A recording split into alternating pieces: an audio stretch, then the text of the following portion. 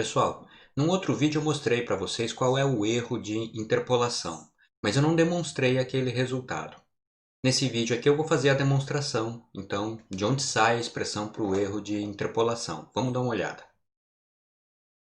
As hipóteses que a gente tem é que a função que eu estou tentando interpolar tem n mais uma derivadas contínuas e o polinômio interpolador é de grau no máximo n, interpolando a função nos nós x0, x1 até xn.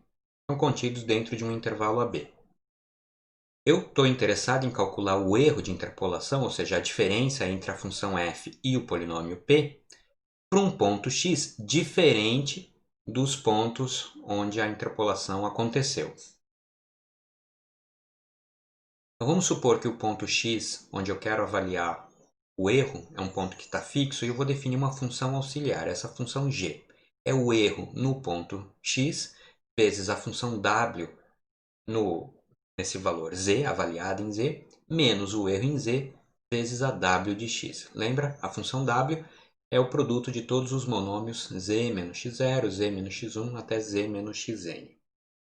Sobre essa função, eu quero primeiro responder duas perguntas. Primeiro, quantas derivadas a função g possui e quantos zeros a função g possui? Bom, primeiro note que a função g, eu tenho aqui, olha, essa e de x é uma constante, o ponto x está fixo, e a função w é um polinômio, que é infinitamente diferenciável. Aqui a w de x é um ponto fixo, né, um valor fixo, portanto uma constante, e a função erro, avaliada em z, lembra? Vamos voltar aqui no slide anterior. A função erro é a diferença entre a f e a p. A f tem n mais uma derivadas e a p é um polinômio, portanto infinitamente diferenciável. Logo, a função erro tem n mais uma derivadas e, portanto, a função g tem n mais uma derivadas contínuas. Quantos zeros a função g tem? Percebe que em todos os pontos de interpolação, a função g se anula. Porque nos pontos de interpolação, se o z for igual a algum dos x de interpolação, algum dos xj, a w aqui dá zero. E, no segundo termo, o erro em xj dá zero por construção. Então, a função g se anula em todos os pontos de interpolação, nos n mais 1 pontos de interpolação. Mas, além disso, a função g também se anula para z igual a x. Se o z for x, veja que eu fico o erro de x, w de x, menos erro de x, w de x. Então, a z também se anula nesse ponto. Agora eu vou lembrar um teorema do cálculo que a gente vai usar. É o teorema de Rowley. Ele diz que se uma função é diferenciável e assume os mesmos valores nos extremos de um intervalo, então a derivada da função assume um zero no interior do intervalo. Como é que a gente vai usar esse resultado? Vamos voltar para a função g. Vamos considerar um exemplo em que n igual a 3. Portanto, eu tenho 4 pontos de interpolação. Então, eu já sei que esses 4 pontos, a função g se anula. E, além disso, ela se anula no ponto x, que é onde eu estou querendo avaliar o erro. Portanto, a função g tem 5 zeros. Ilustrei com esses pontos marcados. Usando o teorema de Rowley, entre cada um desses zeros, a derivada de g deve ter um zero também.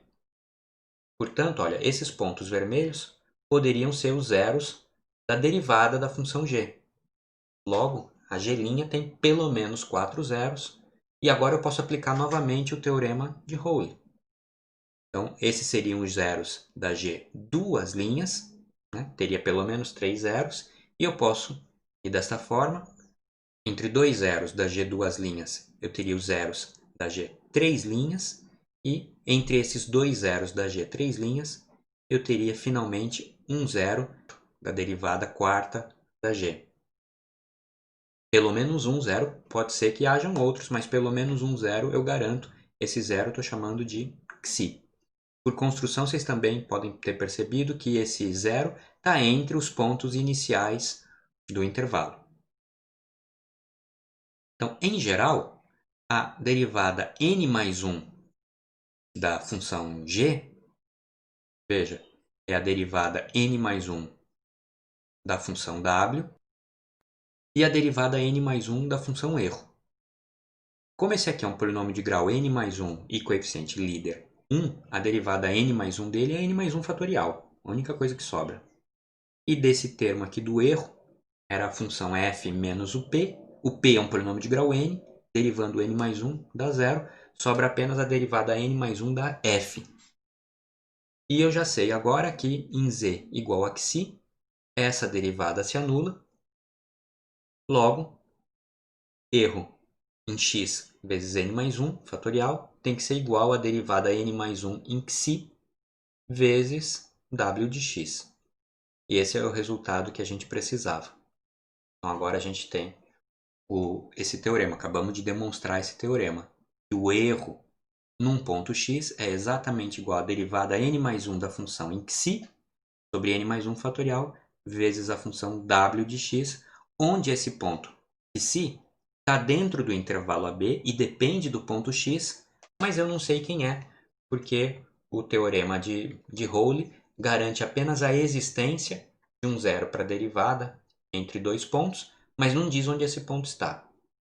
Então, essa é a demonstração do teorema do erro e o ponto-chave é esse, né? Ou seja, apesar da gente conseguir a expressão para o erro, uma expressão fechada para o erro, depende de um valor de xi que a gente não consegue determinar. É isso aí, pessoal.